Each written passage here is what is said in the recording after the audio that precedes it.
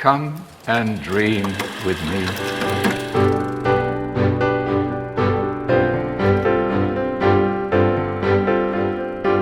Hello, welcome to What Do You Want to Watch, the Exposure Network's premier media podcast. Every week we get together to talk about movies, TV, and online content and help you answer the question, how grateful in Netflix that it was the Love is Blind reunion live special that got fucked up and not the Chris Rock special.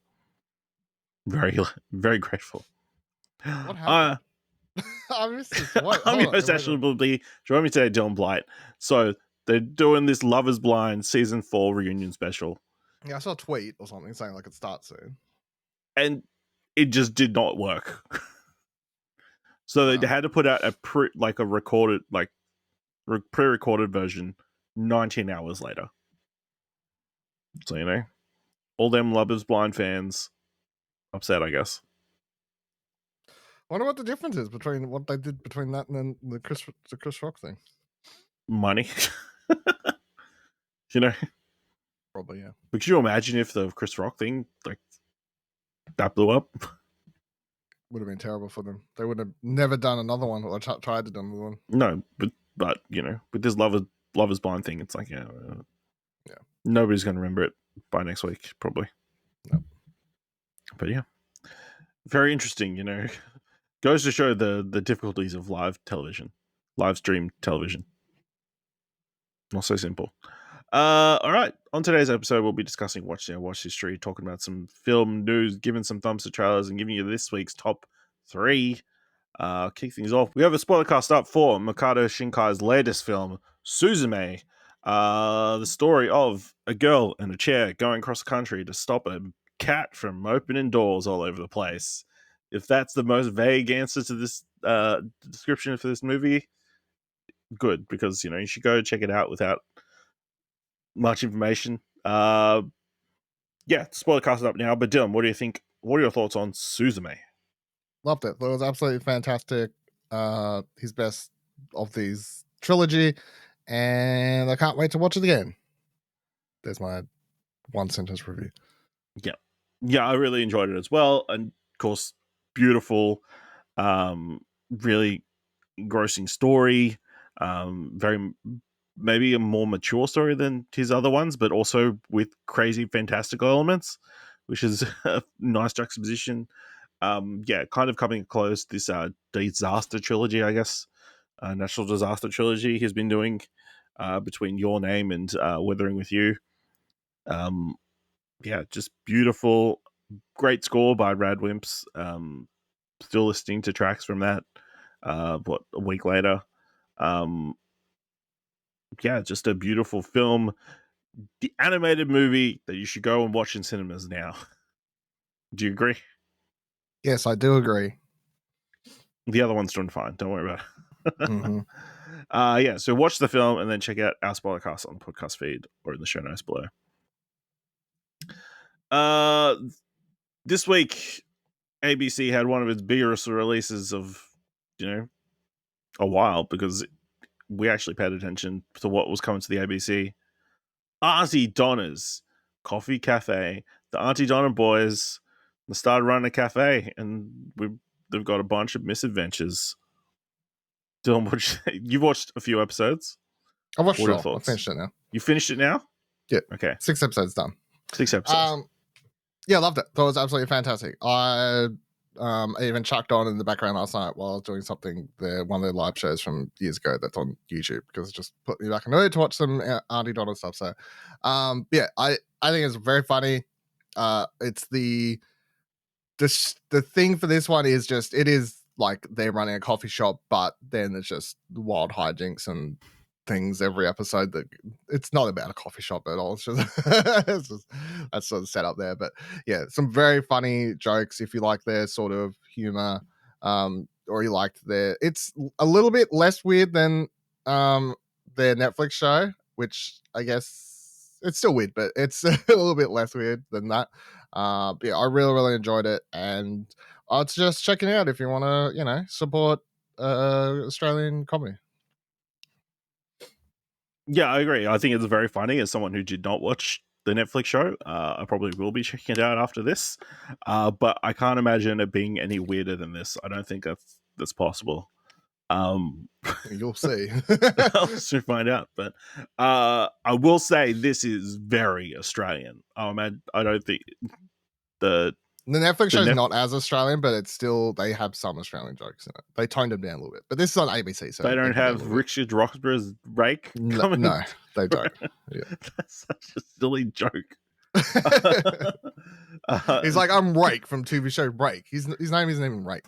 His name of the show is not Rake. Yeah. But I'm Rake. Yeah. Just so many weird pop culture references and that kind of stuff within it.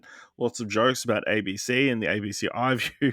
Yeah, that one in the end credits where like the credits are rolling and then the stream freezes and it goes back and like clicks back into the episode.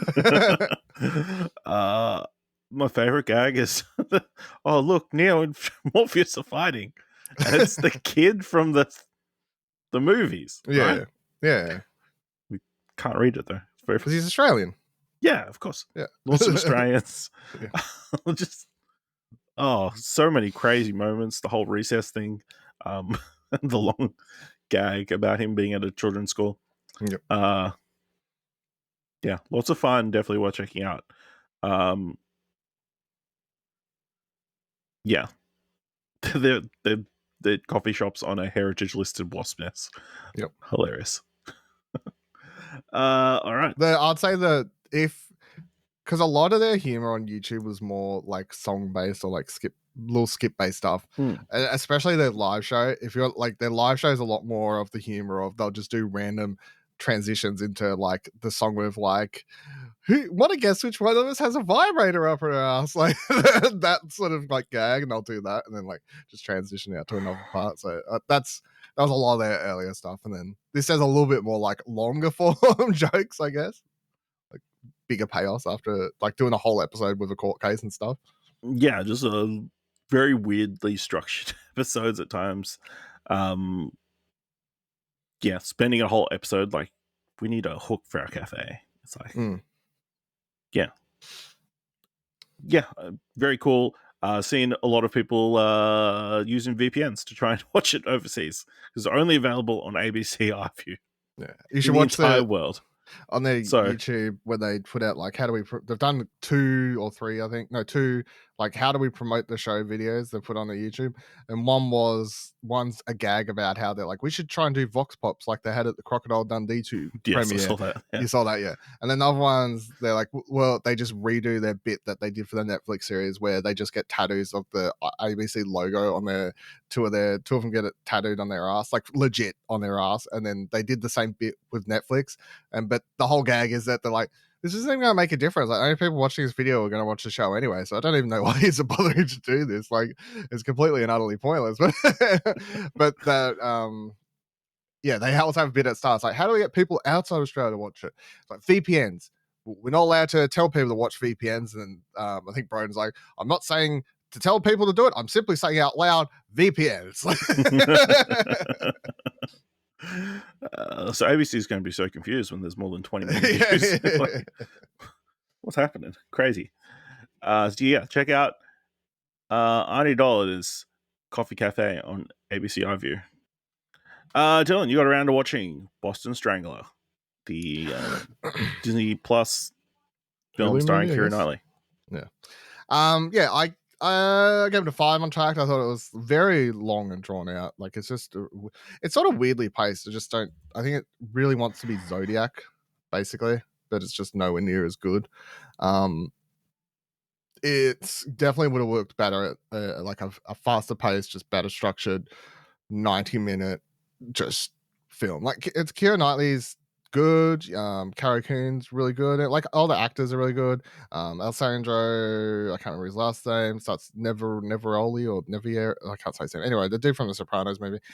He's really good in it.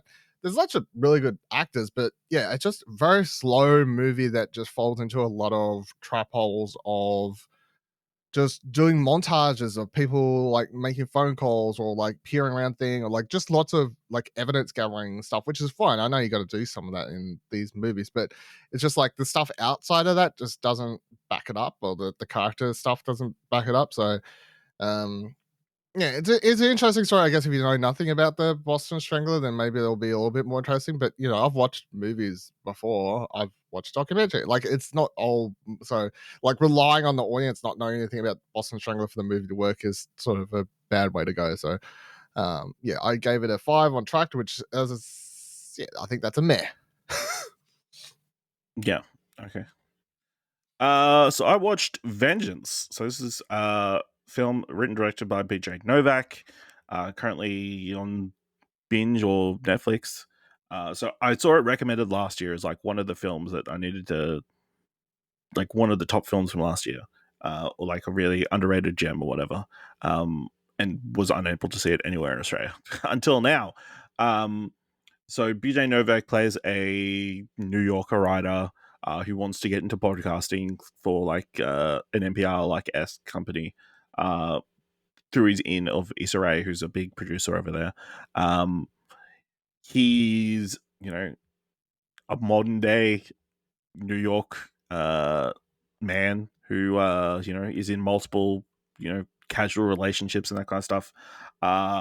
One night he gets a call from the brother of a girl he was hooking up with, who believes that he was her boyfriend, to tell BJ Novak's character that the girl had died in an overdose in Texas, and to get him to come to the funeral. There's a lot going on here. There is a lot of setup. So essentially, he's going to the funeral for a girl he only hooked up with a couple of times, but has told her family that they're in a relationship. So he goes to the funeral, and the brother confides that he thinks his sister was actually murdered and didn't die in an overdose. So he sets about figuring out what actually happened to her while recording a podcast about it. Oh my god! You know, to further his career, and it kind of goes from there. Yeah, it's a really good film. I think, you know, kind of you know, it's a very timely film about, you know, the divide between, you know, blue states and red states. Kind of showcasing some of the the bad stereotypes that maybe coastal elites have about rural people and how they think they're dumb and don't know anything. One of the, or how ignorant, I guess, some of the elites are about American history or stuff about the South.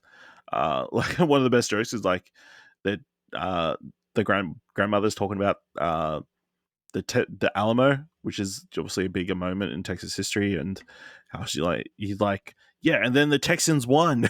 He's like, no, they lost. It's really bad. He's like, oh, I thought you guys won. That's what you talk about the Alamo all the time. Very silly. But yeah, the mystery kind of is very interesting, and lots of interesting ideas and subject matter brought up during the film. So yeah, I would recommend checking out. It's on Netflix or Binge. 47, very well acted, good cast. Boyd Holbrook plays the brother. J. Cameron Smith plays the mother of the daughter.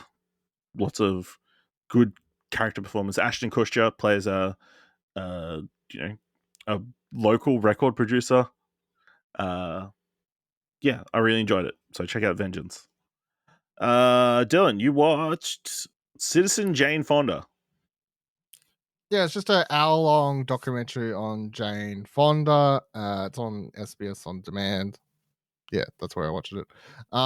It's really good. Like Jane Fonda is like a sort of this kick-ass woman, and just it follows her career from like, you know, having a really famous celebrity actor in what's his name, Henry Fonda, then like her getting into movies and sort of her young 20s, like sort of celebrity as just trying to do the sort of at the time, you know, the very beautiful roles, the beautiful blonde roles and all that sort of stuff. And then as it progresses through to the 70s with the Vietnam War and everything, that's when she starts really getting into activism and stuff, which becomes such a big part of her life going forward, and then that follows through to the movie choices she makes, and her Academy Award wins, and like all the way through to sort of, not like it's a few years old now, so not all the way up until now, but obviously Jane Fonda's still someone who continues to act, but also as far as a couple of years ago, I saw like she's still getting arrested,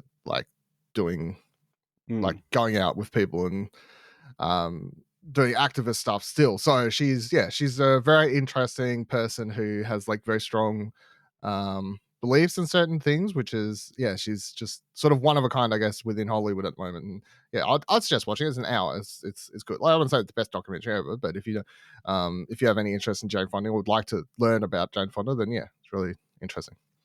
Awesome. All right, let's move into the mandatory Netflix segment of the show. Dylan, you finished watching Beef. I did, right in time for some drama that starts this morning. I'll tell you what. Have you seen this? About David Cho? Yep. So, I don't know how that's going to go. But anyway, I'll keep that out. I'll talk about the show and then you can I'll add that on because it's hard to ignore. The show's absolutely fantastic. I think it starts wild. It starts as very dark comedy, and like continues for a lot of it. I think when I talked about it last week, I was like 4 episodes in or something. I was further than you, wasn't I, last week? Anyway, so I was already ahead of you.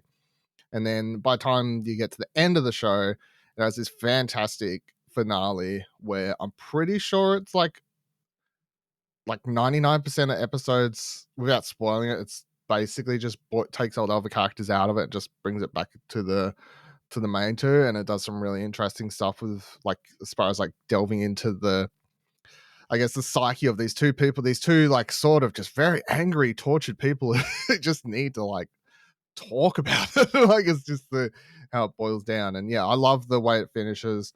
Will there be a season 2? Don't know. Could there be? Totally. I hope so, because I'd like to spend some more time with the majority of these characters. But then I've seen people like tweeting and watching and saying this is the best thing on Netflix and everything's going great for the show. And then this morning it's taken one person to sort of say some fucking terrible things that has blown up, and I already see people being like, well, I'm not watching the show anymore. And like, so I wonder how that's do you have the story open to, I don't know if you've got. No, I just kind of saw it peripherally that obviously David Cho had made remarks in a podcast or something, joking about doing some stuff to women and that kind of stuff. So it's pretty rough from what I understand, and a lot of the videos that are kind of sharing the moment seem to be getting copyright strikes or they're trying to keep it scrubbed from the internet and that kind of stuff. Just found a quick Variety story that was posted an hour ago. Beef star David Cho appears to file copyright takedowns for 2014 podcast video of him joking he's a successful rapist. So in the video, he talks about how, long story short, just my own words, is he basically says he's like a big podcast. There's like a lot of people in a room, including a woman. And then like he's talking about how like the joke in quotes is that he is only he can only get an erection by like the chase of having to rape this woman, or like that's the bit. Obviously it's not funny. The defense is going to be it was 2014, to which I say is not actually that long ago. And I would say if the response is to take down videos, not actually say like just come out straight away and just be like just film a video and just get it straight out of the way and be like,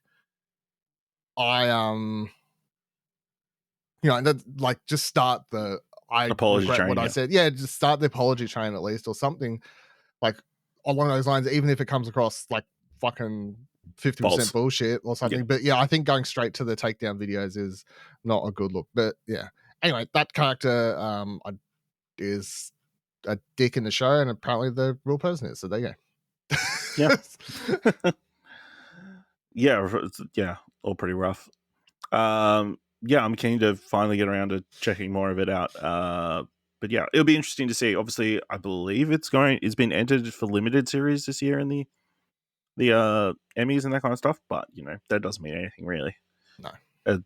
As to the future of the show, I believe the showrunner came out and said they've got ideas for 3 more seasons, or 2 more seasons, whatever, something like that. So, I guess we'll wait and see. It gets obviously number 1 pretty much everywhere in the world on Netflix. So, I'm sure Netflix would be more than happy to take more beef content if they can. So I checked out the documentary series American Manhunt, the Boston Marathon bombing. So this is a documentary recounting the events of the Boston Marathon bombings and kind of delving into, which are crazy, like 10 years ago now, recounting the events of what happened and how they managed to track down the 2 perpetrators. Yeah, I think it's a very well done documentary. As someone who didn't necessarily follow the story incredibly closely, yeah, and just kind of delving into the 2 people behind the attacks and like how they were able to identify them. Also, there's kind of a weirdly indictment on it, not purposely, but kind of incidentally, like indictment on American policing, where they had these 2 people pretty much cornered in like a street. They had 1 handgun and like a couple of pipe bombs. They fired 300 shots at them, and pretty much one of them was able to get away. Is pretty ludicrous and kind of looks into the subject matter. Like, it never deeply dived into it, but you kind of go, it's kind of messed up that there were that many shots at these people, and like it's a miracle that people didn't die in the crossfire. Like, you see, they includes like some shots, and like there's one journalist who mentions, it's crazy, all these like bullet holes like nearly hitting people, and there's like this bullet hole through this house that's just past the baby's crib and that kind of stuff. So, but yeah, I think really interesting documentary, lots of heartwarming stories about people who have suffered, and like how the survival stories and that kind of stuff. So, 3 episodes, I think about an hour each, so it's not too much of a watch, but yeah, if you're interested in recent American history, I guess, definitely worth checking out on Netflix. Yeah, so that's everything in our watch history. Let's move into some film news and kind of breaking news today. Confirmation that the Writers Guild of America is set to strike if the Producers Guild does not come to the table. So the Writers Guild of America has voted in favor of strike, with the organization's members voting near unanimously for the measure. The WGA revealed that 97.8% of its members who voted were in favor of potential strike if an agreement can't be reached with the Alliance of Motion Picture and Television Producers, which represents the majority of film and TV production in Hollywood, with studios like Disney and Netflix, among others, under that umbrella. Obviously, this has been like on the horizon for a while. We've talked about it previously, but this is the writings on the wall. It's the ball's kind of in the producers' court as to whether a strike will take place now. I watched a really good video. I just remember to go back into my Twitter likes and retweet it then. So, but yeah, I'd suggest people find that one, and I just retweeted and watch that. It was really good. It's from the More Perfect Union at More Perfect US thing, but it's got a bunch of people talking about how it's summed up in 5 minutes, like the differences between the royalties or whatever they call it, residuals paid from a normal television show that airs on TV, and how that differs to a streaming service, and also how writers' rooms and stuff are set up difference between the two, and how this does affect the way people are paid. Long story short is that they're like, look, if something used to air on TV, every time they re-aired an episode, it was like, well, you played it, so everyone that was involved in that got residuals, director, actors, blah blah blah. The percentages changed for your role, of course. That's totally normal, but everyone got paid. They're like, now that we make things for Netflix or the streaming services, they're like, you make it, you get paid once, people watch it 10,000 times. There's no residuals. Like the way the way writers have got paid for the last X amount of years, the way the system's been set up is sort of hasn't been adjusted for the streaming future. So now everyone's like, we need to fix this and figure out a way to fix it, which is totally fair. So yeah, I think the strike's definitely going to happen. I don't think, like from all my reading, the last couple of days or since last week, whenever we were first talking about it, I think it's definitely going to happen. It's just a matter of like, when am I going to wake up and see like it's happened or it's happening? Sort of, could happen as we're recording. No, I believe the strike will go through May something when the current deal ends. Yeah. May 1st. So once that happens, who knows? Everything will kind of collapse, you would assume. I think obviously the major thing they'll get immediate hit will be the like late night television. It's like all your Conan, not Conan's, but late night and your Jimmy Fallon's and your Jimmy Kimmel's and everything, because all their staff will strike, and it's like it's interesting. People like pointed out that a lot of those shows kind of ran while the previous writer strike was happening, but they were like pretty poor quality. It's like, but yeah, it'll be 97% of people in a union like all agreeing to the one thing, especially something so drastic as a strike, is kind of just shows how much these changes need to come in to protect all the riders. As someone else I saw pointed out, was like every other element of all these production budgets have been going up and up and up, yet the pay for riders has stayed pretty much the same. So yeah, I guess it's wait and see, and hopefully they do something, because if they do go on strike, it's got like massive disruption to the entire industry, and like as they pointed out, like Los Angeles like lost billions of dollars last time there was a strike. So yeah, I guess wait and see how this all plays out. So this is an interesting one. Warner Brothers Discovery announces Max, a new streaming service that will combine HBO Max and Discovery.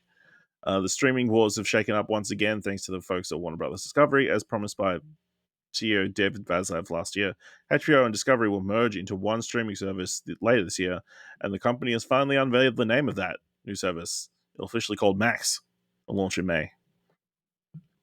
Though rather crucially, users will still have the option to subscribe to Discovery Plus's standalone service.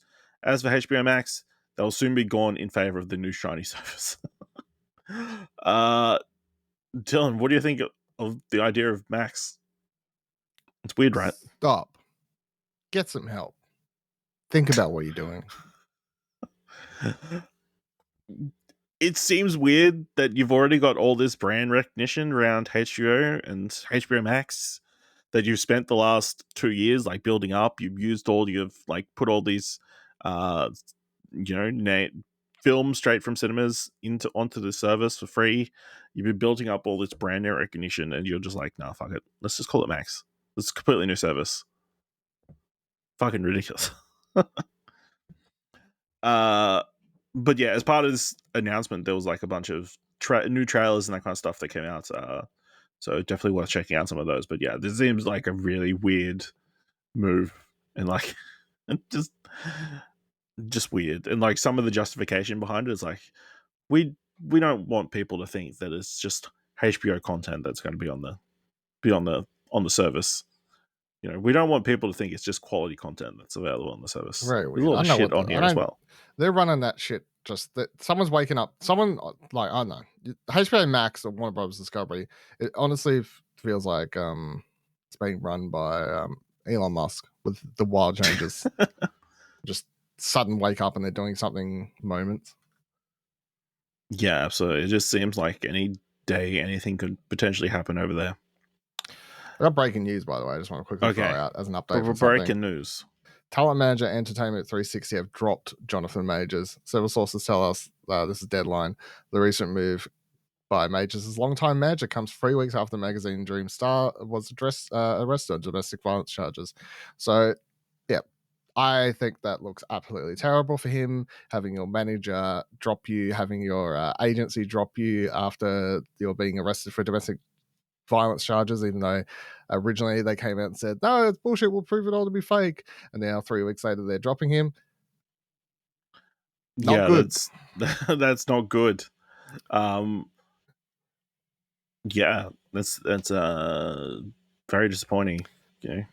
Kang is getting recast.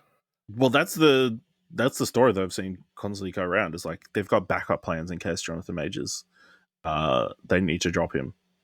I think he's getting dropped. I think if his agency's dropped him, that's like if you were sitting on the fence, I think agency dropping him's pretty. That's a sign to me. But Yeah, that's pretty drastic. Like that's your friend choosing to. That's your someone who's helped you build your career. Walk away from you. Yeah, yeah. It's like, yeah, that's crazy. Yep. Very disappointing. NGM's extensive film and TV catalog built over the last century was the main driver behind Amazon's $8.5 billion acquisition of the storied Hollywood studio. Past year, since the deal closed in March 2022, Amazon Studios has been sifting through MGM's library, identifying a dozen initial titles for film and television development. And there's been a rumored list of potential MGM IPs to, adapt or bring back. So I'm going to list them off, and you tell me if you would be interested in, new TV shows or films about these properties. Okay. Barbershop. I'm gonna say, can I have a maybe? Yeah, sure. Because I actually really like the first two Barbershop movies. So I'm gonna say maybe. Okay. Fame. No. Legally Blonde. No, I don't. Which I think there is a movie currently about. Yeah, I'm gonna say no. I think that's a very 90s thing. I don't know if that's like. I don't know. I'm gonna say no. Pink Panther. No. Well past this point. Let's move on. RoboCop. Yes. Fuck yeah. But like reboot it again. I don't want to sequel to You don't want the. No, I don't want the Samuel L. Jackson. The black one. I don't want that back. Black RoboCop. Was it? I can't remember who actually played the suit was black. It was Joel Kinnaman. Was it? I don't know. I can't remember. Anyway, I reboot it again. Reboot it again. Stargate. Yeah, sure. Why not? Stargate's classic. The Magnificent Seven. No. That's dumb anyway. That's just a remake of fucking Seven Samurai. Yeah. Thomas Crown Affair. No. Why would I want that? That's one movie. Okay. He can have more affairs. Yeah, good, cool. Good for him. The Poltergeist. Yeah, of course. I love classic horror. All right. Well, yeah. Of course, they're currently in production, like wanting to expand the Creed universe, and also in talks to expand the Rocky universe, or the Rocky, bring Sylvester Stallone back to do a Rocky TV show, and of course, James Bond is their big feather in their cap that they're waiting to do another one, I guess, until they find the next Bond. So yeah, interesting moves over at Amazon/MGM. Yeah, it was Joel Kinnaman. That's RoboCop with Gary Oldman, Michael Keaton, Samuel L. Jackson, Abby. I swear Samuel L. Jackson was in that one. He was in that movie. Yeah. This is one that I saw ruffle a couple of feathers this morning. After working together on the combined $500 million plus grossing hit Split and Glass, James McAvoy and Blumhouse are teaming for a remake of Danish thriller Speak No Evil. James Watkins, director of The Woman in Black, will direct from his script. Universal has set a theatrical release date of August 9th, 2024. In the original 2022 movie, a Danish family visits a Dutch family they met on a holiday. They are supposed to have an idyllic weekend, slowly starts unraveling as the Danes try to stay polite in the face of unpleasantness. Dylan, is this too soon of a turnaround for a foreign remake? Yes, 100%. It's a fantastic movie. I watched it either at the start of this year or late last year. I can't remember. Anyway, I watched it at some point in the last 12 months. It's really, really good, and you should watch it and ignore any news about a remake. It seems completely pointless. Also, I don't know how you could do if they're gonna make it American. I think some of the there is like subtleties about the whole like Danish visiting a Dutch family, and like they meet when they're on holiday in, I can't remember where it is, but they like, it's got a very European feel to it, and like they discuss the differences between Deutschland and, you know, like their like there's just elements. I'm like, how do you lose a lot of this nuance in a, like, if it's set in America, like what's the equivalent? American Canada? Like what the fuck are they? What are they doing? Like, I don't know. Yeah. Obviously, it's a horror movie. I don't care, but it seems a little weird that it's so fast. But on the other hand, as long as like the producers and the writers of the original film are getting paid, I think that's fine. I feel like obviously that is another revenue for a lot of foreign films that, you know, For people who that a can't lot be of bothered American films reading, can't be. well, It's read just a financial subtitles. move, you know. The original film will still be there.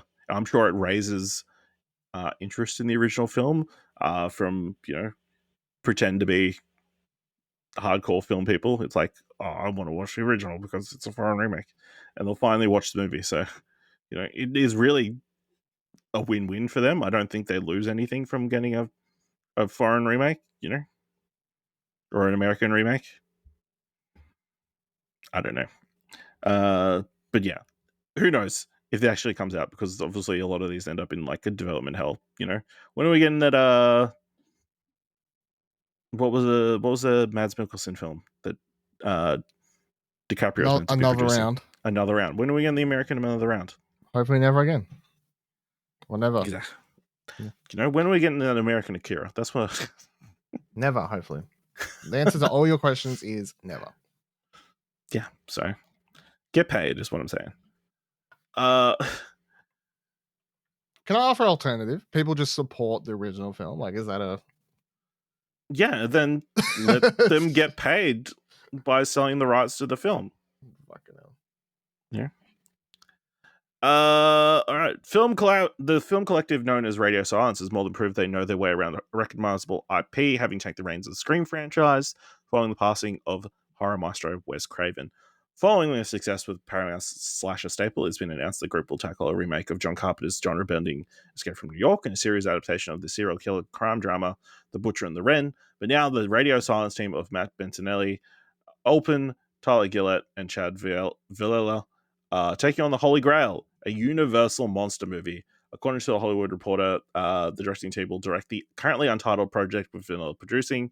The script was written by Stephen Shields, with revisions provided by Radio Silence collaborator Guy Busick. As of publication, Universal has not provided many details regarding the new project, but the Hollywood Reporter posits that the film will be in similar footsteps as Lee Winnell's The Invisible Man and Chris McKay's Renfield, which instead of a true remake of the films, Radio Silence will deliver a unique take on the legendary monster lore and represent a fresh new direction of how to celebrate these classic characters. While it's not confirmed who they're tackling, the Hollywood Reporter reports that the project was allegedly titled Dracula's Daughter before its current untitled status. So yeah, it seems like the team behind Scream and Scream 6 is going to be directing Dracula's Daughter, a classic character in the Universal Monsters universe. Yeah. Thoughts? Apparently Melissa Barrera is attached. Attached, yeah, rumored, yeah. Yeah, rumored to be attached, which is like, that's fine. They like working with the same people they like, so Yeah. Yeah, I'm all about it. Of course. They haven't done a single bad thing. I mean, I haven't watched all their shorts that they did prior to features, but I've watched all the features, and they're bangers after bangers after bangers. So all the both the Scream movies, Pretty or Not, and all that, the stuff on the VHS, absolute. They can do really fucked up, like, gory horror. They can do comedy horror. They've got a real good taste of like the different ways you can do this genre of filmmaking. So why not take it and do, you know, old school fucking monster, like Universal monster? Like, what's their take on that? Let's go. I'm all aboard. And if it is Dracula's Daughter and Melissa Barrera, I like her. I think she's. There's a weird group of people actually hate her for some reason that in those movies, and I don't know. So she I can't wonder act why. and stuff like that. I don't know. But anyway, Certainly wouldn't have anything to do with ethnicity, I would imagine. Or to the being a- what? or- Yeah, maybe. Who knows? Yeah, could be. But yeah, I like her in the Scream movies and liked her in the other one where she dances. That's yeah. So In the I'm on board. Heights. Yep, that's it. Yeah. Yeah. Couldn't remember the movie. Yeah, interesting. Seen a lot of discussion about Daughter of Dracula because apparently she's like one of the first LGBTQ figures in film. Weirdly, but had been pushed aside in favor of The Bride as the main female horror character or monster character, I guess. But yeah, wait and see. Obviously, Renfield, I think is done okay financially. I don't think it's doing anything amazing, but so 1 from 2, I guess, on this latest revamp of the Universal Monsters. I saw like a headline from a review that was like, Renfield's exactly what you think it is. I'm like, yeah, that seems right. that's fine. So, Dylan, every week, we get so many different casting stories or new projects announced. We can't cover them all, but we'll talk about them in the segment we like to call Would You Want to Invest? So in this segment, I give Dylan a different project, whether it's announcing different cast or directors or acquirements. And Dylan tells me if he would like to fully invest, not invest, or partially invest in these projects based on any criteria he seems to fit. And then history will be the judge if he was right. Yeah, let's just jump straight in. Even at 92, Clint Eastwood isn't ready to slow down as he has set the thriller Jury Number 2 as his next film, with Nicholas Hoult and Toni Collette in negotiations to star. While it isn't, visual sources have also added that the schedule and budgets figured. Warner Brothers is close to greenlighting the film. Jonathan Abrams penned the script. The pick is set during a murder trial where one of the jurors slowly realizes he killed the victim in a reckless driving accident. And tries to save the defendant without incriminating himself. That's wild. Yeah, so fully invest. Clint Eastwood is a good director. It's wild to think that he's 91, but yeah, I full invest. Great cast. Wild cast. setup for a movie. Let's go. All right. Studio Canal and Sunny March are soon to enter production on the Benedict Cumberbatch starring How to Stop Time, which has been rejigged from a feature to a TV series. Studio Canal optioned the Matt Haig novel 6 years ago and was initially developing as a feature with Cumberbatch's Sunny March, which it part owns. The genre-bending book is a high-stakes superhero thriller about men and women who suffer from a rare condition that makes them live for hundreds and hundreds of years. Born in 15th century France, Cumberbatch's Tom Hazard has time and time again lost everything he loves. More than 600 years on from his birth, he is caught in the middle of a secret war. That's wild too. Yeah, full invest. Let's go. Go Benedict Cumberbatch. I feel like I'm seeing Cumberbatch in a movie for 10 years, honestly. It's been a while. He was in Doctor Strange last year. Yeah, that was ages ago, hey. Amazon Studios has acquired Brian Otting's script Never Too Old to Die as a starring vehicle for Sylvester Stallone. The action comedy, to be produced by Stallone and Braden Aftergood for Balboa Productions, watches as a mysterious murder within a retirement home for spies sparks a Cold War hero's personal mission to find the assassin living among them. I'm not investing in that.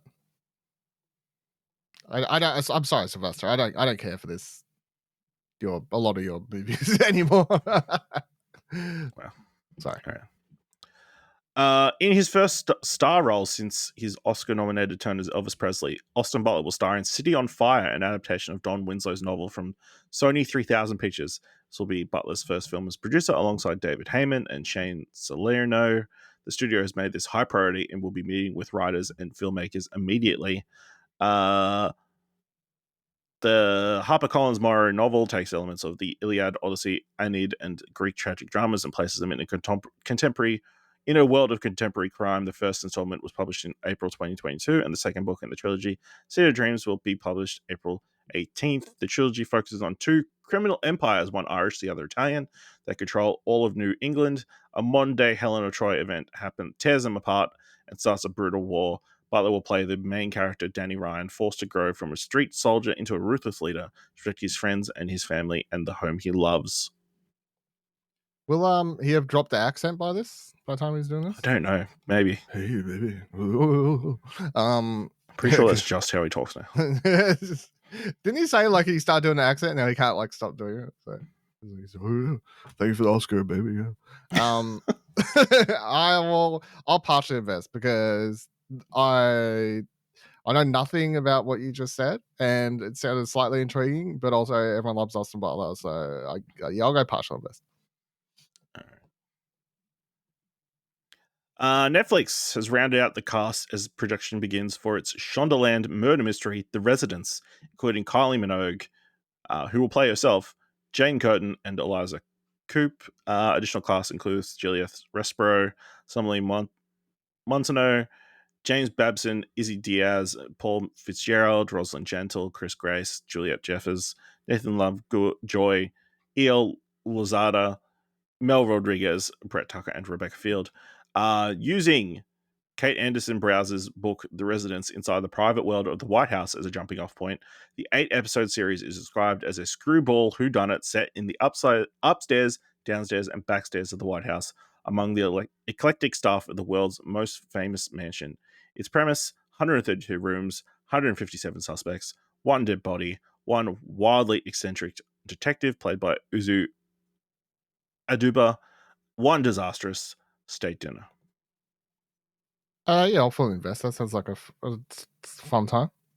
Sounds like a good time. Also starring Andre Brower, Edwina Finley, Molly Griggs, Jason Lee, Ken Marino, Al Mitchell, Dan Peralt, Bronson Picot, Susan Kelchi Watson, Isaiah Whitlock Jr., Mary Wiseman, and Randall Park. Yeah, I like this cast. John David Washington is set to star opposite honorary Oscar winner Samuel L. Jackson in The Piano Lesson, a Netflix film adaptation of August Wilson's classic play, which will mark the featured directorial debut and screenwriting debut of his brother, Malcolm Washington. Pick's starry ensemble will also feature Ray Fisher, Danielle Deadweiler, Michael Potts, and Corey Hawkins. Set in 1936, Pittsburgh, during the aftermath of the Great Depression, The Piano Lesson follows the lives of the Charles family in the Udoka Charles household and a heirloom, the family piano, which is decorated with designs carved by an enslaved ancestor. Partially invest? Sounds a bit convoluted, doesn't it? I don't know. Obviously, it's one of August Wilson's classic 10 plays of the American Century Cycle, which is a big deal in America. Of previous plays that have been adapted include Fences and Ma Rainey's Black Bottom. So, okay, well, yeah, partial invest. Jack Harlow has rounded out the cast of an all-star ensemble of Apple's original films, The Instigators, starring Matt Damon and Casey Affleck. The A-list ensemble also includes Hong Chow, Paul Walter-Reiser, Ving Rhames, Ron Perlman, Alfred Molina, and Michael Stolberg. Doug Liman is directing. The film follows two thieves who go on the run with the help of one of their therapists after a robbery goes awry. The script was penned by Chuck McLean at Affleck and was developed by Jeff Robinov, John Graham, and Affleck. Yeah, full invest. I'm a sucker for a Affleck Damon production. Clarify, Casey Affleck. Yeah, sure. Don't care which Affleck. Yeah. Last one. Ethan Cohen's focus feature and working title Comedy Caper Drive Away Dolls will open on September 22nd. You won't be surprised to see Margaret Qualley and Geraldine Viswanathan's movie among the lineups of Fall Festival trifecta. Written by Cohen and Trisha Cook, Drive Away Dolls follows Jamie, an uninhibited free spirit bemoaning yet another breakup with a girlfriend, and a demure friend, Marion, who desperately needs to loosen up. In search of a fresh start, the two embark on an impromptu road trip to Tallahassee, but things quickly go awry when they cross paths with a group of inept criminals on the way. Cohen directs. Beanie Feldstein, Pedro Pascal, Coleman Domingo, Bill Camp, and Matt Damon also star. Yep, all aboard. Full invest. Already invested. I'm in. All right. That's it for this week. Let's give some thumbs to some trailers. Of course, you can find all the trailers we're about to talk about this week in the show notes below. First trailer for this week is The Muppets Mayhem, developed by Adam F. Goldberg, Bill Beretta, and Jeff York, starring Lily Singh, Taj Mahari, Sarah Chundry, Anders Holm, Bill Beretta, Peter Linz, Eric Jacobson, Matt Vogel, David Rudman, and Dave Gollers.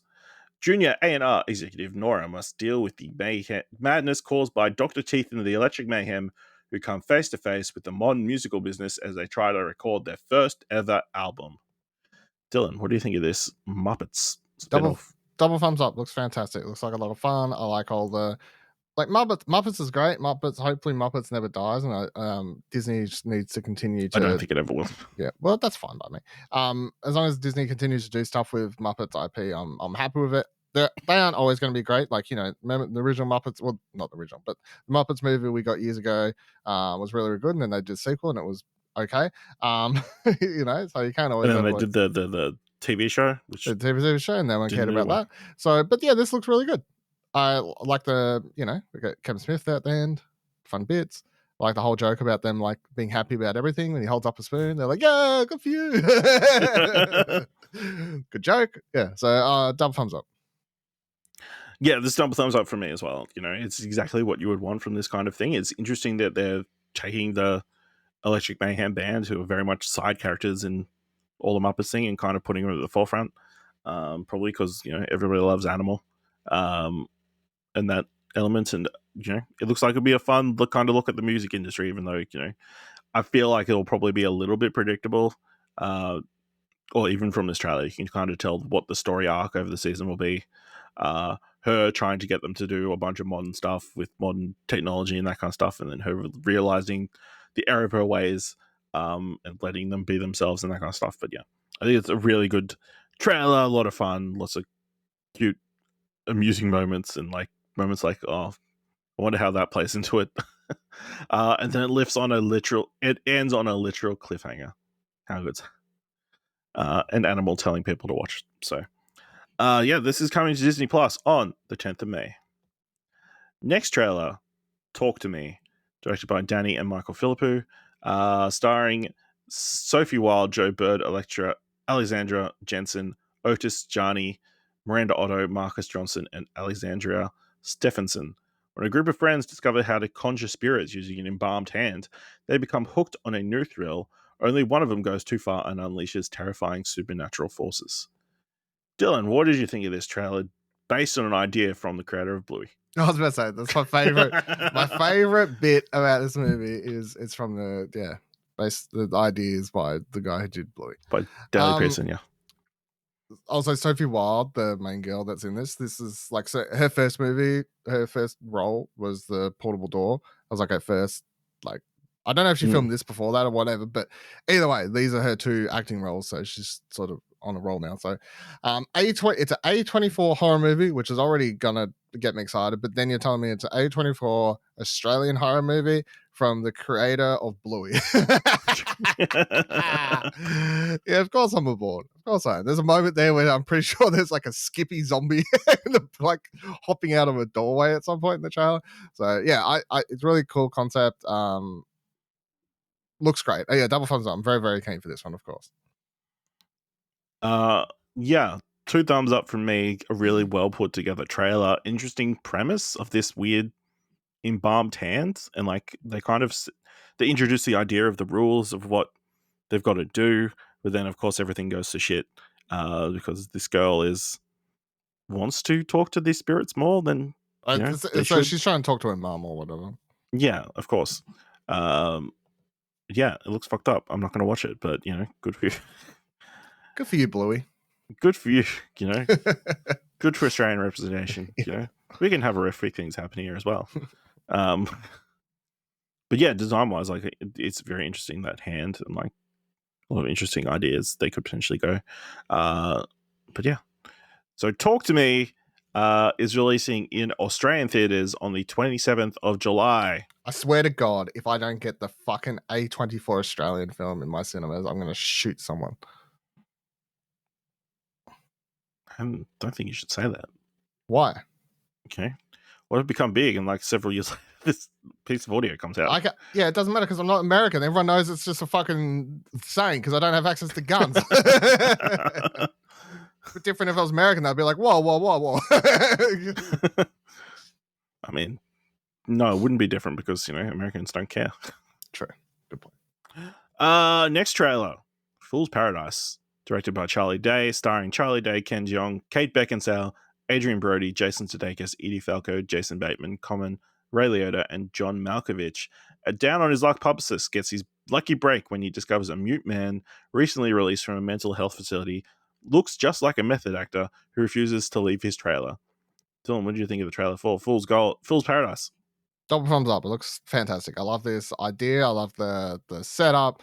It sort of starts with such a just funny bit about like American healthcare, I guess, where they're like, this guy needs help. It's going to cost this money. So like, yeah, anyway, turf him out. Like, off he goes. Then he gets wound up in this whole thing and meeting all these different people and stuff. So yeah, it looks really, really great. It reminds me a bit of like not quite as much because this is playing a lot more lighter tone, but the setup or the pitch of the movie just reminds me of like a Charlie Kaufman sort of idea for a movie or something like that. Like you could make it, like you could make this a real actor. Like you could make this, the joke could be it's Nicolas Cage refusing to come out of his trailer and like he's being a mute or, like, I don't know, something like it's a Kaufman movie. But yeah, double thumbs up. I think is really good.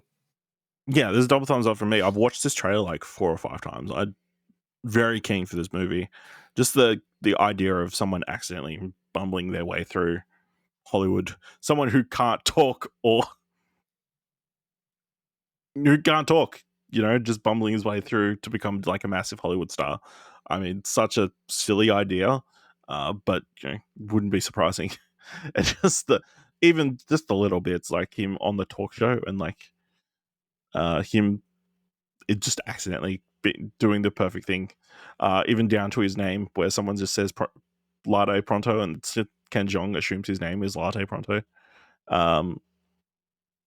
Yeah, very funny, very keen to check this out. Charlie Day looks great. Just when they're against each other, like the method actor in the trailer is like, that's very funny as well. And everybody looks like they've got a lot of fun bits. Yeah. So this is releasing in America on May 12th. No Australian release date, which is a bummer. Next trailer, The Last Voyage of the Demeter, directed by Andre Ovredal, starring Corey Hawkins, Aisling Franciosi, Liam Cunningham, and David Dasmalchian. Strange events befall the crew of the merchant ship known as Demeter as they are stalked by a dark presence, the vampire known as Dracula. Tell them, what did you think of this trailer? Double thumbs down. Looks boring. Wow. Yeah, this is one up, one down from me. I think it looks like fine. Yeah, I'm surprised by that response because obviously Radio Watson's Buddy Watson like super high on this trailer. I see him tweeting it out. That's kind of why I included in this. I'm like, is this something I'm missing here? Apparently not. It's vampire on a boat. It just looks. Oh no, the vampire doesn't look good. It's just it's just Dracula's on a boat. He's killing people. It's like I don't know. I just have very low faith in Dracula movies, to be completely honest. Anytime they try and do a Dracula movie seriously, it's usually shit. Especially when it's a Universal produced one, which of course they are. So yeah, I don't know. I thought I double thumbs down. I legit thought it looked very boring. Doesn't look to have interesting like characters. Doesn't look to have anything unique about it. It's just like there's a boat. He comes out at night. He kills people. In the middle of the day, they go, "Oh, we can't find him." I'm like, "Fucking look harder, dude! Like it's just one boat. Like just fucking look harder. Just put everything on the deck." Yeah, like bring all the things out onto deck so then when he comes out in fucking fuck Jesus, not that hard. We'll just throw everything overboard. Done. Yep, done. Oh no, we can't because then we'll get in trouble. Yeah, okay, we're gonna die either way. So like Jesus, fuck it. I feel like this movie's gonna piss me off with like its like explanation as to why they can't find him. Oh, he's secretly put his coffin inside of another coffin. It's a fucking Russian doll coffin. Jesus. All right. Last Voyage of the Demeter, releasing in America on the 11th of August. Currently no Australian release day.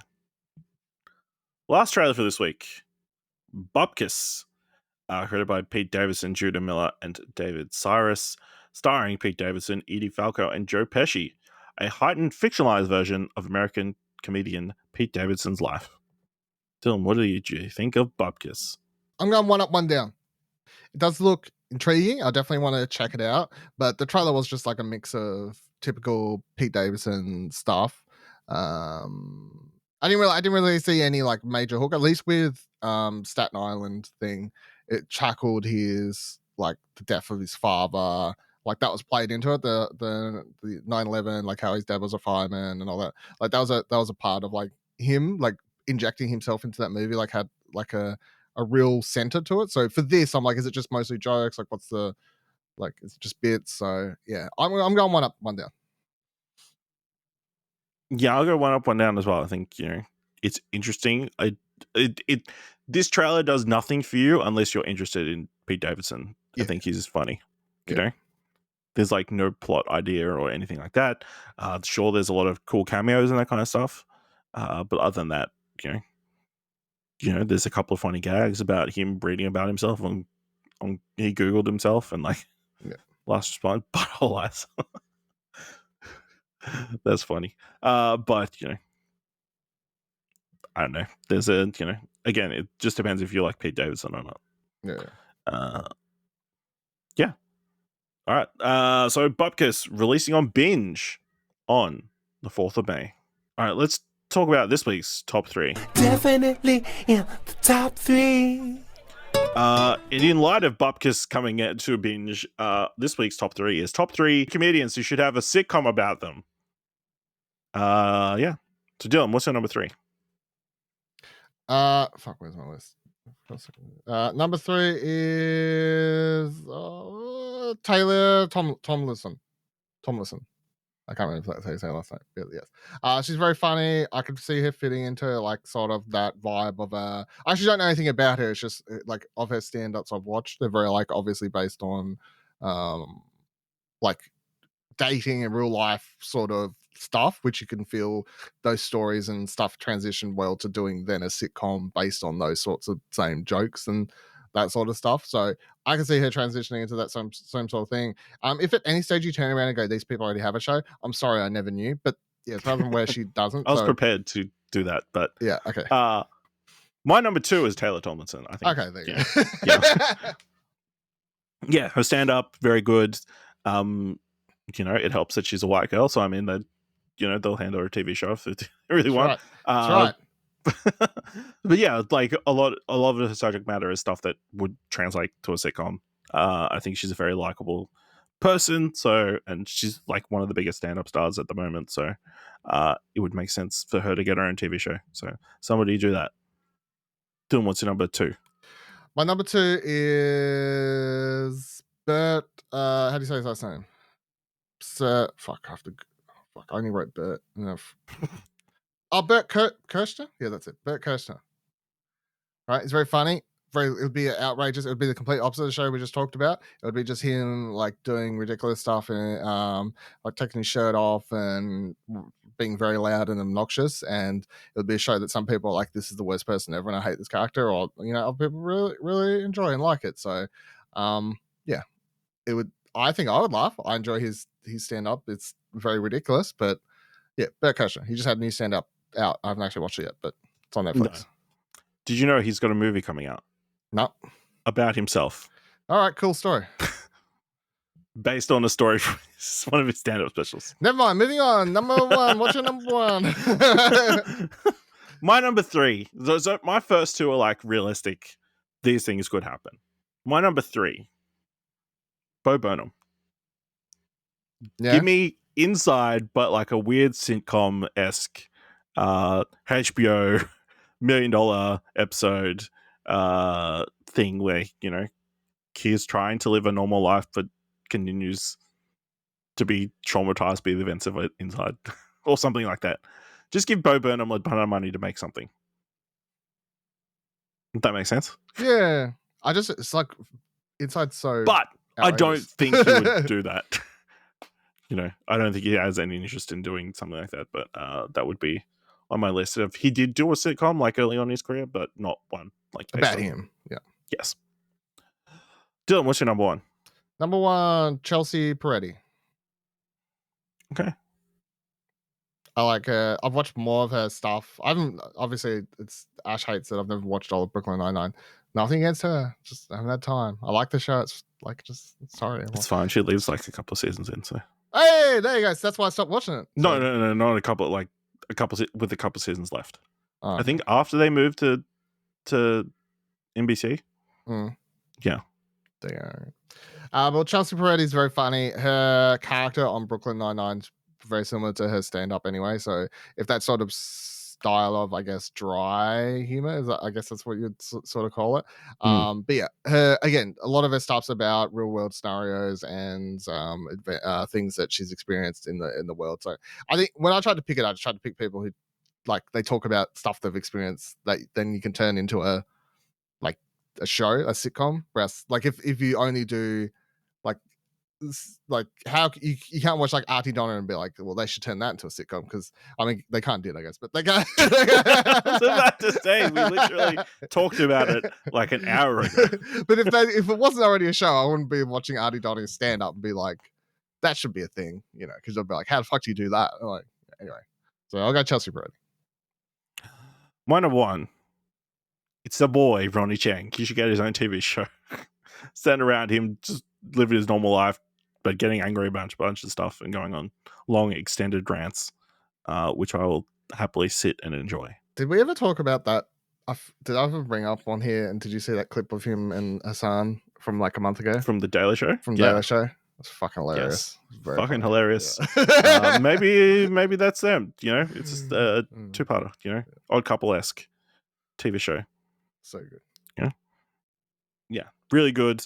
I love that bit. I've watched it several times. I've watched it twice, I think. Yeah, because they did during the last Netflix Joke Fest, they had like a separate show that they did together, but it wasn't like recorded or anything. So Damn. I assume a lot of those bits pulled from that. But yeah, Ronnie Chang, give him more work. Yeah. I was like, I'm in a movie. Yeah, what character did you play? Stereotypical Asian man. But it was satire. That's satire, yeah. So good. All right. Dylan, this week, what do you want to watch? So this week, I'm going to go watch Evil Dead Rise. Of course, very excited about the new Evil Dead movie. The pre-talk everyone's been saying has been good. All the reviews I've seen, well, I haven't read any, but like the headlines, everyone's like, this movie's great. Everybody's general opinions. Everyone's general opinions is the movie's very good, which has me super excited. So I'm keen to go there. I would also like to watch Beau Was Afraid. However, it's not currently listed anywhere near me. In fact, I can't find it anywhere, even in the whole of Tasmania. So that's lovely for me in my life. And I really want to think of the reaction to Beau Was Afraid?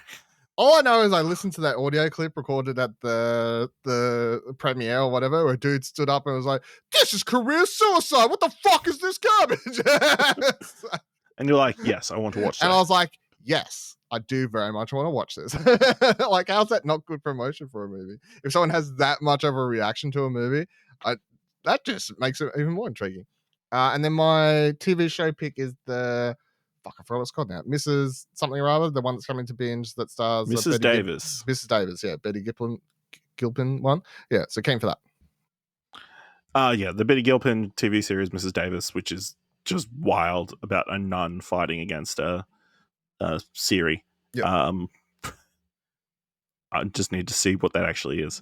Movie for this week, I'm gonna say You got nothing. Ghosted, starring Anna de Armas, Chris Evans. Apple TV Plus looks like a lot of fun. And if I had a second pick, it would be A Good Person, starring Florence Pugh and Morgan Freeman. I'll probably check that out in cinemas. So yeah, let us know what you want to watch this week. Are you a big horror person, seeing the horror movies, or For sure, Beau Was Afraid is a watching comedy. the fun stuff? It's been listed as a comedy. What? Beau Was Afraid, it's been listed as a comedy. But it's Ari Aster. So? Jordan Peele was a comedian. All right, we'll see. Let us know by going to explosion.com/Twitter or jump to Discord at explosion.com/Discord. If you want to help us out here, what do you want to watch? Leave us a review on Apple Podcasts or on Podchaser. Leave us 5 stars. Anyone can leave 5 stars, or just tell people about the show. And if you enjoyed this episode, thought it was worth $1, head over to our Ko page at explosion.com/support. Thank you very much for listening. Until next time, keep watching stuff, I guess.